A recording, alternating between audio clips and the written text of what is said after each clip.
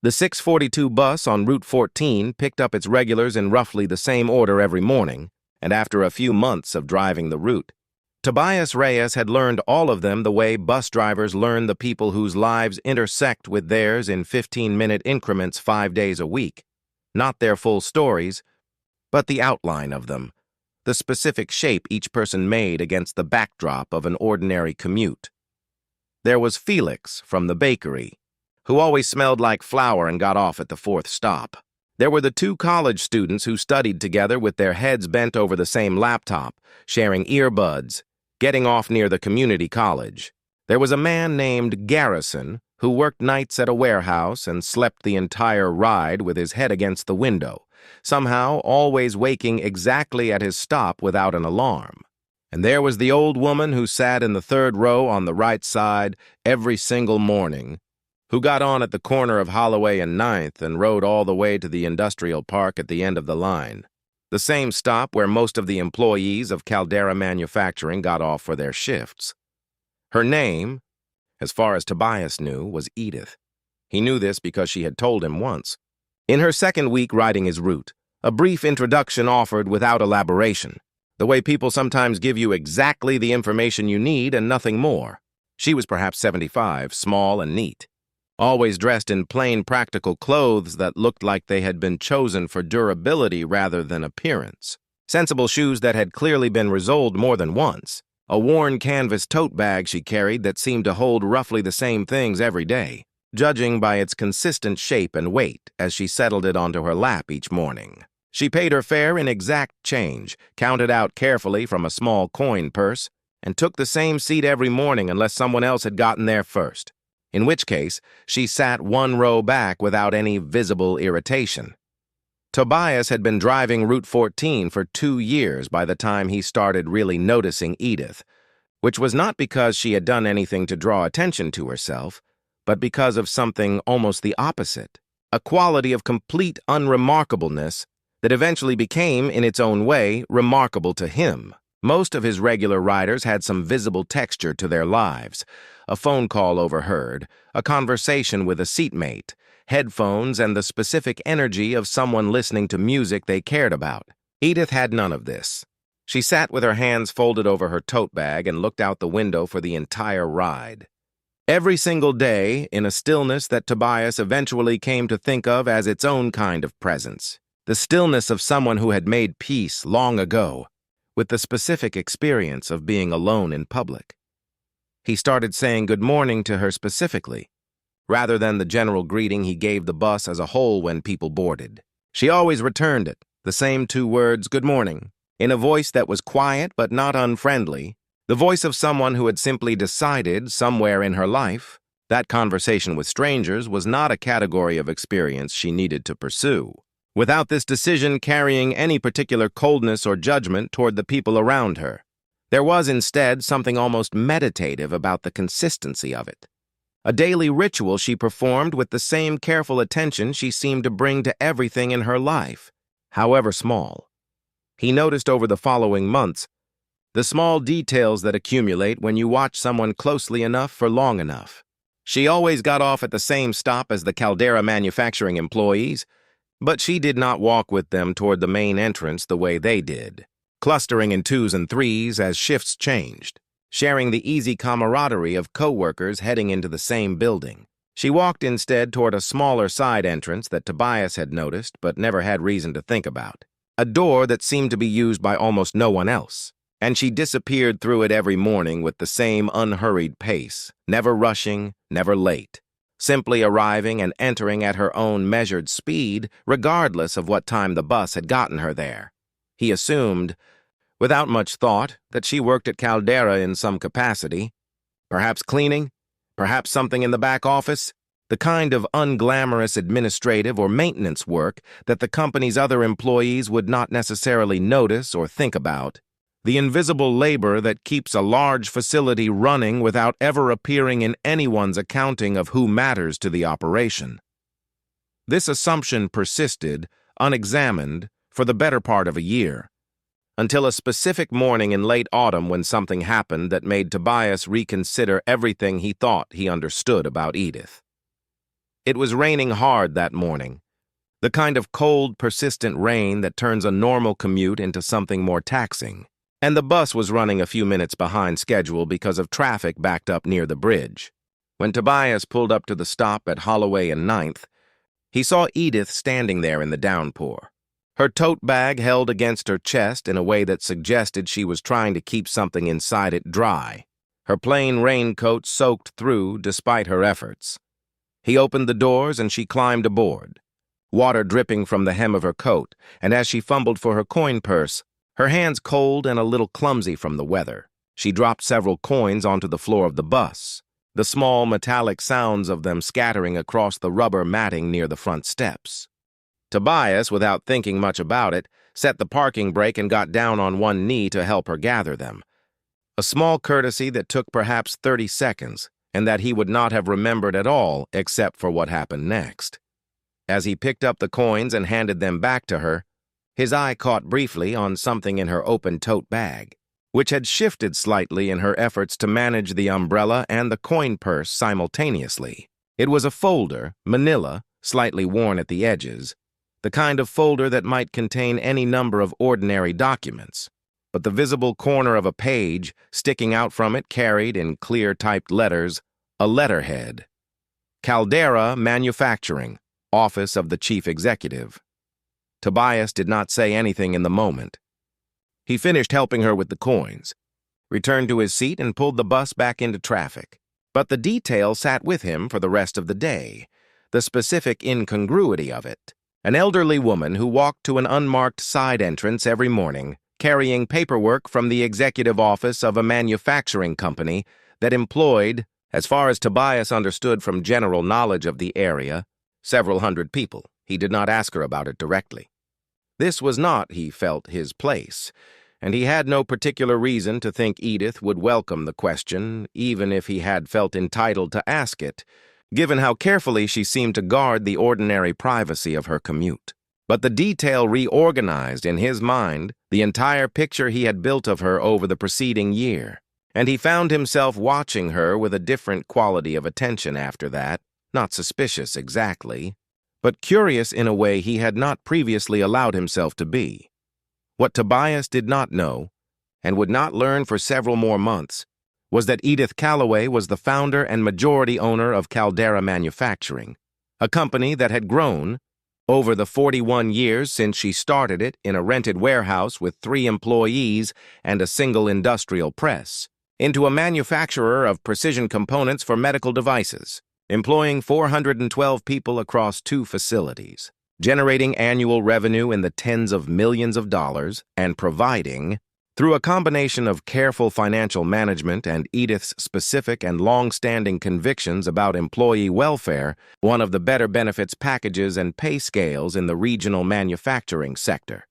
Edith had built the company from nothing, in the most literal sense the phrase can carry, after her husband, a machinist named Walter Calloway, had died in an industrial accident at the factory where he had worked for 15 years. A press malfunction that should have been caught by a safety inspection the company had deferred twice that year for budgetary reasons. An accident that the company at the time had handled with a settlement that Edith,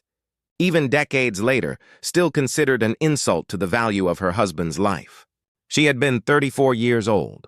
with 2 young children, 6 and 9 at the time, and instead of accepting the broader implication of her circumstances, that she should find some way to survive on whatever modest support was available to a widow in her position, she had taken the small settlement, combined it with savings she and Walter had carefully built over their marriage, and started a company of her own, driven by a conviction, formed in the specific crucible of her grief, that workers deserved better than what had been offered to her husband, both in terms of safety and in terms of the basic dignity of how a company treated the people whose labor built its success. She had taught herself the regulatory and financial details of running a manufacturing business, largely from library books and the patient mentorship of a retired accountant who had agreed, for a modest fee, to review her ledgers every month during those early years. 41 years later, Caldera Manufacturing was, by any external measure, a significant success. Having survived 2 recessions and a near bankruptcy in its 11th year that Edith had pulled it through by personally mortgaging her own house, a decision she rarely spoke about, but that several of her oldest employees still remembered with a specific reverence. And Edith Calloway, now 76 years old, was a wealthy woman by most conventional definitions of the word, though she lived in a manner that gave almost no external indication of this fact. She had a modest house on a quiet street that she had owned for 30 years and had no interest in upgrading. She rode the bus to work, despite owning a car that she used rarely, because she had decided, decades earlier, after watching her own employees navigate the specific difficulties of commuting on tight budgets, that she did not want to be the kind of owner who arrived at her own company in a manner that visibly separated her experience from theirs. She believed, with the specific and unshakable conviction of someone who had built her entire worldview around a single formative loss, that a leader who insulated herself from the basic textures of her employees' lives would inevitably, over time, stop understanding what those lives actually required. And she had structured her own daily habits deliberately and consistently to prevent this from happening to her. She entered through the side door rather than the main entrance because the side door was closer to her actual office, a small and unremarkable space on the ground floor that she had occupied for decades despite having had ample opportunity, many times over, to move into something larger and more visibly appropriate to her position. She had declined every such suggestion from her own management team across the years, preferring instead the proximity her current office gave her to the production floor. The ability to walk out her door and be standing among the machines and the workers within 30 seconds. A closeness she considered essential to actually running the company rather than merely presiding over it from a remove. Almost none of her employees knew what she looked like. This was, Tobias would eventually learn, an intentional outcome of decisions Edith had made decades earlier when the company was smaller and her face was more naturally known to everyone on the floor. As Caldera grew, she had made a deliberate choice not to insert her image into the company's public materials, not to attend large all-staff gatherings in any visible capacity beyond brief and unannounced appearances, not to allow her photograph to circulate in the trade press coverage the company occasionally received. She had explained this choice to the handful of people close enough to her to ask about it directly, as a way of preventing the company's culture from organizing itself around her personally, a structural decision designed to ensure that Caldera's values, the safety standards, the fair wages, the specific culture of respect she had built into the company's foundation, would survive and continue functioning regardless of whether she personally was present in any given room, rather than being dependent on her individual charisma or visibility. The side entrance Edith used every morning led directly to a small corridor connecting her office to the production floor, bypassing entirely the main lobby where visitors and new employees would have encountered her photograph or her name on any prominent signage. Most of the 412 people who worked at Caldera Manufacturing knew the name Edith Calloway as the company's founder, a name on paperwork and occasionally in company communications, but had no specific mental image to attach to it. No reason to connect that name to the quiet elderly woman who rode the 642 bus alongside dozens of their own co-workers every single morning. Tobias learned the full truth of this in February, almost 4 months after the rainy morning when he had glimpsed the letterhead in Edith's folder, through a sequence of events that began with a conversation he had with one of his other regular riders, a younger man named Desmond who worked in Caldera's shipping department and who happened to mention, in an offhand way during a conversation about something else entirely, that the company's founder still personally reviewed every safety incident report, no matter how minor, a level of direct involvement that Desmond found notable enough to mention, even though he had clearly never connected it to the quiet old woman who sat 3 rows back on his daily commute. Tobias asked, carefully, what the founder's name was. Desmond said Edith Calloway and described her, in the second-hand way that company legend gets passed among employees who have never met the person being discussed, as a kind of mythological figure within Caldera's culture, someone whose personal history and specific convictions about worker safety had shaped, in ways that current employees mostly took for granted without examining closely. Almost everything about how the company actually operated day to day. Tobias sat with this information for the rest of his shift, the pieces reorganizing themselves into a picture he had not previously had the information to assemble. The folder with the executive letterhead, the unmarked side entrance, the quiet, consistent presence of a woman who rode the same public bus as the employees of the company she had built and owned, asking for and receiving no special treatment, no acknowledgement of her position, simply taking her place in the third row on the right side every morning like anyone else commuting to work.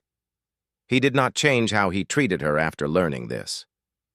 This was, he would later reflect, perhaps the most accurate measure of how genuinely she had succeeded in being, for the purposes of her daily commute, simply another rider on Route 14, indistinguishable in any meaningful way from Felix the baker, or Garrison the night warehouse worker, or the two college students sharing earbuds. He continued saying good morning, the same way he always had. She continued returning it, the same two quiet words. The specific quality of their interaction, built over more than a year of small, consistent courtesy, did not require revision once he understood who she actually was, because nothing about how he had treated her had depended on a misunderstanding of her circumstances. He had simply treated her throughout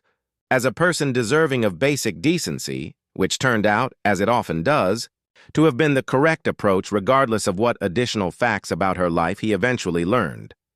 What did change?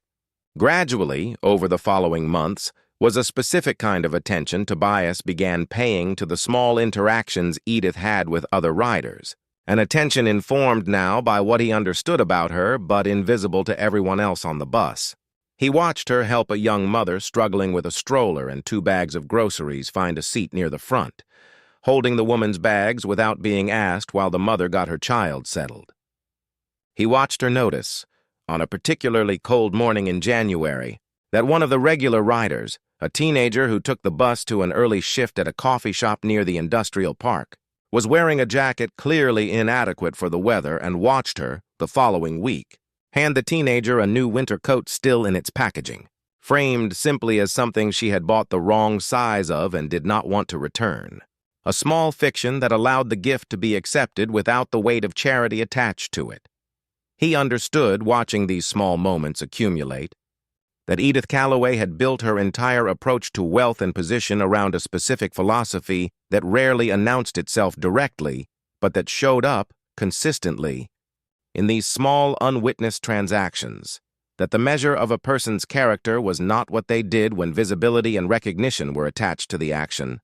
but what they did in the small, unrecorded moments that no one beyond the immediate parties involved would ever know about or remember to mention. He thought, more than once, that he was probably the only person who had ever assembled enough of these moments together to see the actual pattern they formed. A privilege of his position that he had not asked for and that he held, increasingly with a sense of quiet responsibility. In March, almost a full year after Tobias had first started really noticing her, something happened that brought the full shape of who Edith was into clearer view for him, though it happened almost entirely by accident. A new rider had started taking Route 14 a few weeks earlier, a young woman named Carmen who, Tobias gathered from overheard conversation, had recently been hired at Caldera Manufacturing in an entry-level production role. Her first job after a difficult few years that had included, based on fragments Tobias picked up over several mornings, a period of homelessness following a divorce that had left her with custody of a young son and very little else. Carmen was anxious in the specific way of someone newly employed and still uncertain of her footing, often counting her bus fare carefully, sometimes coming up short by a few cents and having to apologize while Tobias waved her through anyway, a small accommodation he extended to several of his regular riders when circumstances required it. On a Thursday morning in March, Carmen boarded the bus visibly distressed, her eyes red, and sat down heavily near the front. And Tobias, glancing in his mirror periodically as he drove, watched Edith in the third row, observe this distress with the same quiet attention she brought to everything, and then watched her get up from her own seat and move to sit beside Carmen, a departure from her otherwise invariable routine significant enough that Tobias actually noticed it specifically. The first time in over a year that he had seen Edith voluntarily change her seat to sit with another passenger. He could not hear the conversation that followed. The engine noise and the specific privacy bus seats provide making it impossible to make out words from the driver's position, but he watched, in his mirror, the shape of it. Edith listening, Carmen talking, gesturing at some point with the particular emphasis of someone explaining a problem that felt enormous to her, Edith nodding, asking what looked like a clarifying question, listening further. By the time the bus reached the industrial park stop, Carmen's posture had changed visibly, something in her shoulders releasing slightly, and the two women got off together, walking toward the building, though Tobias noted, with the specific attention he now brought to Edith's movements, that they parted ways before reaching the entrances. Edith continuing on to her unmarked side door while Carmen went toward the main entrance with the other production employees. Tobias learned, eventually, weeks later, through another fragment of overheard conversation, this time from Carmen herself talking to a friend, what had actually happened that morning. Carmen's car, which she needed to get her son to his before-school program in time for her to make her shift, had broken down in a way that would cost more to repair than she had, threatening to unravel the careful logistics that allowed her to hold both her job and her custody arrangement together. She had been telling a coworker about it, not Edith, simply venting the specific panic of someone watching a fragile system collapse, and the elderly woman sitting nearby, a stranger as far as Carmen understood it, had overheard and asked gently if she could help. What Carmen did not learn until considerably later, and what Tobias pieced together only through his own accumulated observations over the following weeks, was that the elderly woman who had quietly arranged, through channels Carmen assumed were some kind of company employee assistance program, for her car to be repaired and for a temporary adjustment to her shift schedule that accommodated her son's before-school program, was the same woman who owned the entire company, sitting 3 rows back on the same bus Carmen rode every morning, asking for nothing in return beyond the simple satisfaction of having solved a problem she was uniquely positioned to solve without ever needing anyone to know she had solved it. Tobias never told Carmen what he knew, and he never mentioned what he had pieced together to any of his other regular riders either, understanding almost instinctively that this was not his story to tell. This felt, to him, like information that belonged to Edith to share or withhold as she chose. Not something he had any right to disclose, simply because he happened to have assembled the pieces from a glimpse of letterhead and a few overheard conversations. But he found himself, in the months that followed, watching Edith Calloway with a specific quality of respect that went beyond the ordinary courtesy he extended to all his regular riders, an understanding that the quiet old woman in the 3rd row, who paid her exact fare every morning and said nothing beyond a simple good morning, and rode an ordinary city bus to a side door of a company she had built from the wreckage of her husband's death, was living out, in the small, unwitnessed details of an ordinary commute, a philosophy about power and visibility and the actual location of meaningful character that most people, Tobias included before he had started paying close attention, would never have thought to look for in someone who looked from the outside, like simply another person riding the bus to work. Before you go, I want to leave you with something about Edith Calloway, the woman in the 3rd row, that I think matters beyond the specific facts of her story. She had every resource available to live a life of visible comfort and recognition,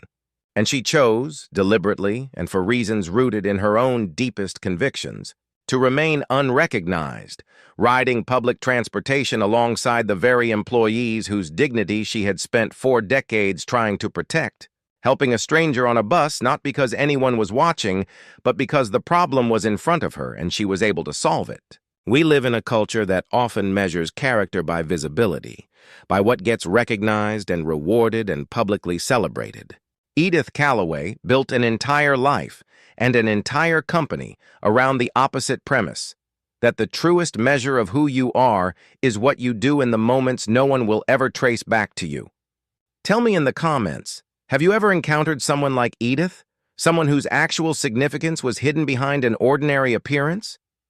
I want to hear about it. And if this story moved you, share it today with someone who needs to be reminded that real character rarely announces itself. Subscribe and turn on the bell. The next story is coming. Thank you for watching all the way to the end. I will see you in the next one.